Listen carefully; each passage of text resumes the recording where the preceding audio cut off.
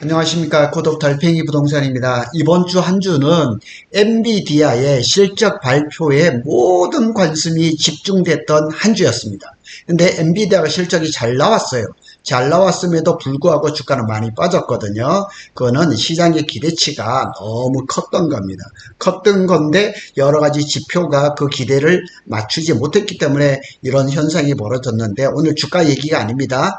오늘은 엔비디아의 진슨황 CEO가 컨퍼런스 콜에서 이 블랙웰이 출시가 조금 지연되는 것, 설계상 오류가 아니라 디자인의 오류. 그래서 이 출시 지연으로 블랙웰이 출시 지연을 해서 과연 삼성전자하고 SK 하이닉스에는 어떤 영향이 있는지 거기에 대한 얘기입니다. 자, 블랙웰 칩을 재설계로 들어갔습니다. 이 재설계를 하면서 HBM3E가 8단에서 12단으로 넘어가는 겁니다. 자, 지금 현재 엔비디아에다가 HBM3E를 납품하는 거는 SK 하이닉스하고 마이크론입니다. 근데 마이크론은 존재감이 별로 없고 대부분 이제 SK 하이닉스 8단이 들어가는데 삼성전자도 8단, 12단 HBM3E를 콜 통과를 지금 목전에 두고 있거든요. 근데 진슨황 CEO가 이제 컨퍼런스 콜에 이어서 인터뷰에서 블랙웰의 설계상 오류가 있었던 것은 아니다 부인을 했습니다. 그리고 설계가 아닌 디자인에서 작은 문제가 발생했다. 작은 오류가 있어서 이거를 해결했다. 하지만 진슨황 CEO의 B200 블랙웰의 GPU 생산 지연이 사실상 맞다고 인정을 하면서 이제 출시가 이제 조금 지연이 되는 거죠. 원래 얘기했던 거하고 좀 다르죠. 그래서 진슨황은 오늘부터 28일, 현지 시간 28일 얘기를 하는 거죠. 고객사에게 블랙웰 샘플을 보냈으며 공급이 시작됐다. 이 공급이라는 건 어떻게 보면 대량 생산이 아니라 샘플 그 공급이라고 말할 수가 있죠. 4분기부터 블랙웰 생산이 본격화되고 내년에 공급이 늘어날 것이다. 자, 이 4분기라는 것도 잘 살펴봐야 됩니다. 이 엔비디아의 4분기는 11월부터 내년 1월을 얘기를 하는 거예요. 우리가 보통 4분기 하면 11을 얘기하는데 한 달이 늦은 거죠. 그래서 조금 늦어지긴 했지만 그대로 생산이 될 거라 하지만은 이 블랙웰이 대량 생산이 조금 늦어지면서 과연 누가 먼저 엔비디아에게 8단이 아닌 12단 HBM3E를 공급할 것인가? 이게 가장 큰 관심사가 되어버린 겁니다. 엔비디아가 돈 많이 버는 걸 다 알죠. 알지만 우리가 그거 어떻게 할 수가 없잖아요. 이 그래프는 뭐냐면 엔비디아의 실적 추이를 얘기를 하는 거예요. 딱 보면 여기 24년 1쿼터고 1분기고 24년 2쿼터입니다. 이번 엊그저께 발표된 거죠. 성장률이 101.6%예요. 그런데 3쿼터 3분기에는 205.6%, 이게 평상시를 찾은 거죠.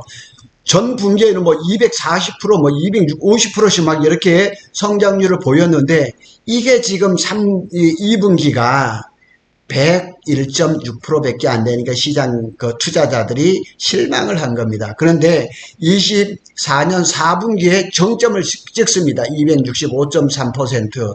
그리고 내년 1분기도 이제 블랙웰이 출시가 되니까 괜찮죠. 262%가 가죠. 그리고 여기서부터 내려가는 겁니다. 하강 곡선을 그리는 겁니다. 이런 가이던스가 나오니까 시장에서 반응이 나온 거죠. 그래서 실망한 매물이 시장에서 많이 나오고 이래서 주가가 떨어진 거죠. 그렇지만은 이런 가운데 속에서도 AI 거품론이 조금 줄어들고요.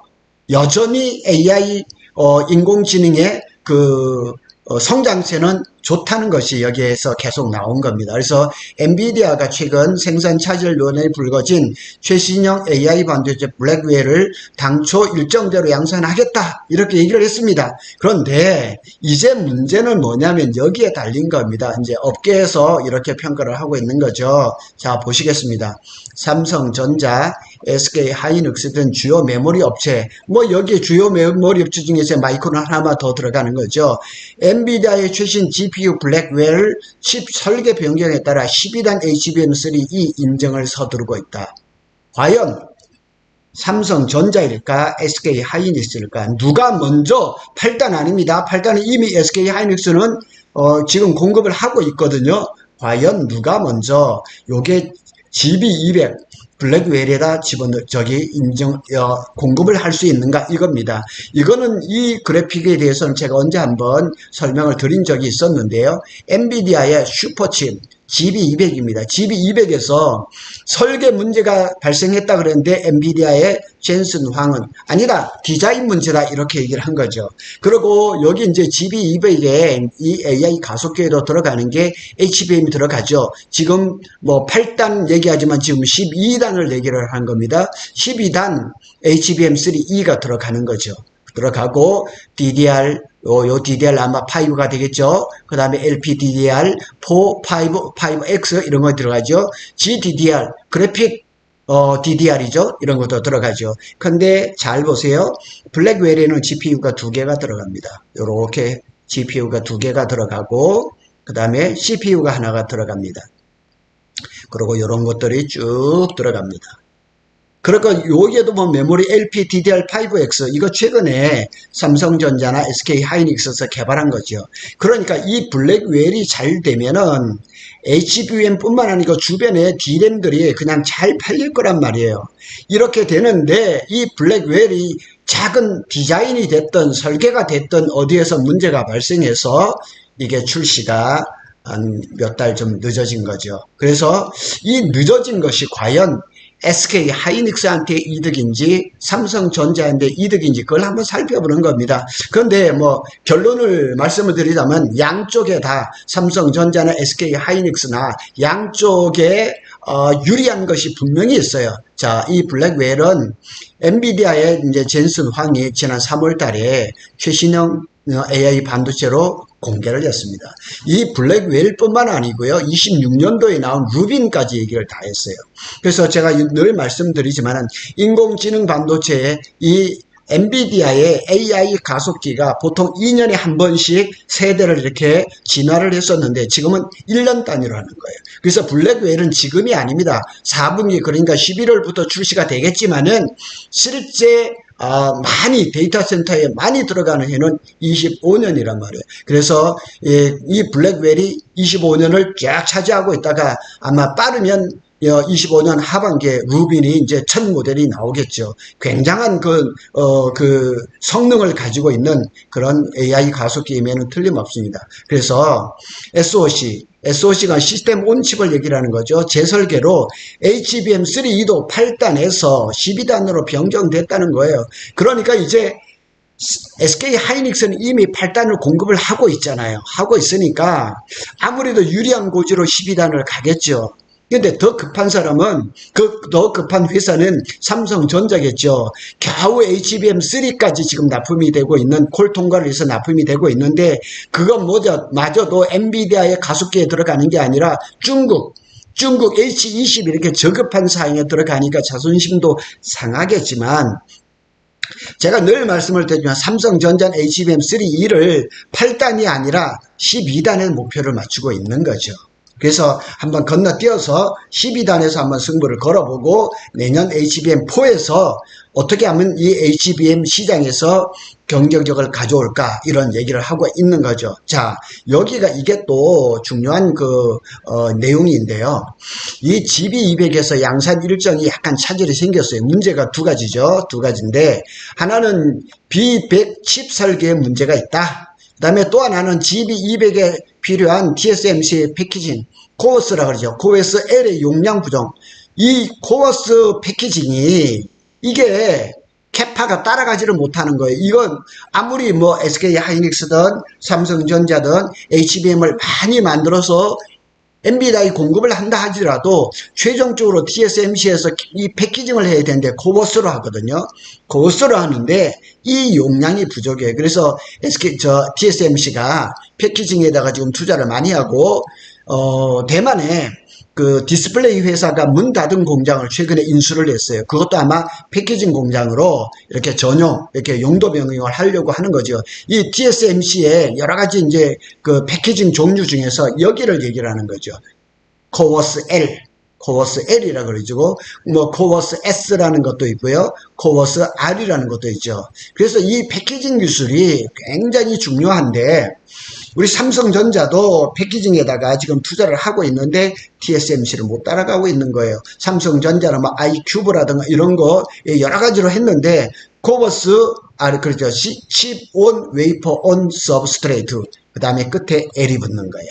그래서 요거를 이제 이 패키징 용량을 키우지 않으면 엔비디아의 가속기도 이게 공급 부족이 올 가능성이 굉장히 많은 겁니다. 그래서 엔비디아는 이렇게 지금 대응책을 수립을 했어요. 대응책을 수립을 해서 B200이 이제 블랙베리 들어가는데 B102라는 게 대체품을 만들어 놓고 GB200에서 문제가 발생하니까 GB200A라는 거, 이거 전에 한번 말씀을 드렸어요. 에어라는 거는 공냉식을 얘기하는, 에어 쿨링을 얘기를 하는 거죠. 요게 어떻게 보면 GB200의 중간 징검다리 역할을 하는 거죠. 요 GB200을 내놔서 우리 이제 그 SK 하이닉스하고 삼성전자가 길이 열리는 거죠. 자, 이게 HBM의 기본적인 구조도입니다.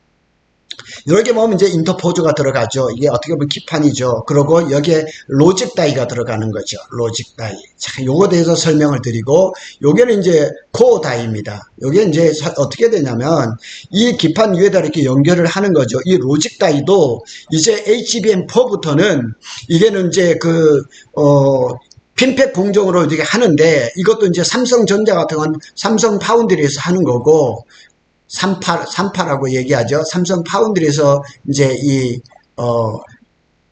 로직 다이를 할 거고, SK 하이닉스에서는 TSMC한테 외주를 줬거든요. 어떻게 보면은 삼성전자가 유리한 HBM4부터는 유리하게 지금 갔거든요. 이 D램 다이도, D램 다이, 그러니까 이게를 이제, 코어 다이라고 얘기하는 거죠. 그래서, 지난주에 제가 방송을 드렸지만 SK하이닉스는 일시 D램을 개발을 해서 내년부터 이렇게 공급을 한다고 하거든요. 삼성전자도 지금 이걸 하고 있거든요. 그래서 여기에 인터포저에서도 경쟁이 있고 로직 다이에서도 있고 코어 다이에서도 경쟁입니다. 이런 것들이 경쟁이 어디에서 벌어지냐? HBM4에서부터 이제 본격적인 경쟁이 이루어지는 겁니다. 그래서 이 경쟁이 굉장히 치열합니다. 왜냐하면 AI 거품론이 좀 사라지면서 여전히 적어도 2등 이상은 인공지능 반도체가 시장을 지배할 것이라는 거죠. 그래서 엔비디아에서는 젠슨 황이 2분기 실적 발표 이제 컨퍼런스 콜에서 당초 계획대로 블랙웰 GPU 양산 공급을 연말에 진행하겠다. 연말이라 그랬는데 4분기라고 얘기합니다. 지금 젠슨 황 말대로라면은 28일 우리나라 날짜로 하면 29일 날 새벽부터 블랙웰을 공급을 하기 시작했다 그러거든요. 근데 대량 생산은 아니에요. 대량 생산은 이제 4분기에 있을 건데, 자, HBM3 12단 공급이 빨라지는, 그래서 삼성전자와 SK가 대응이 지금 분주해졌다는 거예요. 과연 누가 먼저 12단 HBM3 1을 공급을 할까? 당초보다 빨리 HBM3 12단. 이 블랙웰의 설계에 약간 오류가 이 12단 HBM3를 공급의 그 시기를 땡겨버린 겁니다. 그래서 이 세 개 업체가 엔비디아에 공급해야 하는 상황에 놓여 있는 거예요. 누구라도 빨리 이렇게 돼야 되는데, 아직까지는 공식적으로 승인받은 기업은 없어요. 제가 전에 한번 말씀드렸지만은, 이 콜 테스트를 12단 HBM3를 SK 하이닉스는 삼성전자든 마이크론이든 이 3사가 엔비디아의 이 콜 테스트를 통과를 했다고 해서 오피셜로 무슨 보도자료를 내거나 그럴 일은 없어요. 그러면 어떻게 알 수가 있느냐? 뭐 공급 계약이라든가 장비 회사에게 대규모 장비를 발주를 줬다든가 이런 간접적인 그 상황을 보고 SK가 통과했구나, 삼성이 통과했구나, 마이크론이 통과했다, 이렇게 짐작할 수가 있는 겁니다. 그래서 이 엔비디아도 주요 메모리사에 12단 HBM3 승인을 앞당기기 위한 논의를 진행하고 있다는 얘기예요. 그래서 여기에 보면은 반도체 관계자가 이렇게 코멘트를 했습니다. 엔비디아 요청에 따라 메모리 제조사들도 12단 HBM3 물량을 급하게 늘리려는 움직임이 있다. 이 얘기입니다. 그러니까 지금 어떻게 보면 기회가 동일하게 타 있는 거예요. 삼성이라든가 SK하이닉스라든가 저 마이크론 같이 출발선상에 동일하게 있는 거예요. 지금 스타트를 했는데 과연 이 엔비디아는 급하게 물량을 늘리려고 하고 지금 메모리사들은 지금 막 밤낮을 가리지 않고 일할 겁니다. 그래서 이 12단 HBM3E의 수율이 상대적으로 낮고 긴급한 주문이기 때문에 메모리 제조사 입장에서는 더 높은 가격을 받을 수가 있다는 이점을 누릴 수가 있는데 이 수율 얘기가 나오면 또 고개 숙이는 것은 삼성전자거든요. 제가 지난번 방송을 해보면 트렌드 포스의 자료에 따르면 삼성전자는 30%, 마이크론은 35%, SK 하이닉스는 65%예요. 심지어 SK 하이닉스의 임원은 80%까지 갔다고 얘기를 하거든요. 이 차이인 거예요. 이 차이. 이 차이의 수익률이 어마하게 높은 거죠. 근데 SK 하이닉스가 왜 이렇게 수율을 가져갈 수 있는가? 여기에는 한미 반도체의 본딩기가 있기 때문에 그럽니다. 한미 반도체가 굉장히 큰 역할을 한 거죠. 그런데 SK 하이닉스하고 마이크론은 한미 반도체의 TC본도 듀얼 타이거를 가져갔어요. 수율뿐만 아니고 HBM을 하나를 생산하는데 시간도 50%를 줄였대요.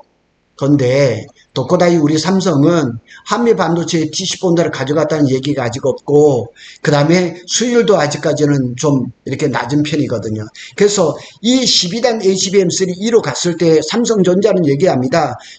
우리가 기존에 하고 있는 HF 방식이 좋다. 그렇지만은 또 SK 하이닉스 무슨 소리 하고 있냐고 MR모프가 여전히 좋을 거다고 이렇게 얘기를 하는 겁니다. 그래서 연말이 됐든 내년 초가 됐든 내년 하반기에 생산될 HBM4를 보면 알 수가 있는 거죠. 오늘은 엔비디아의 실적을 통해 가지고 이 HBM 시장이 갑자기 급변을 했거든요. HBM4에 대한 얘기가 그것도 12단 HBM4 얘기가 나오는 겁니다. 과연 이 HBM 12단 HBM4를 누가 먼저 엔비디아의 콜을 통과를 해서 납품을 할 것인가?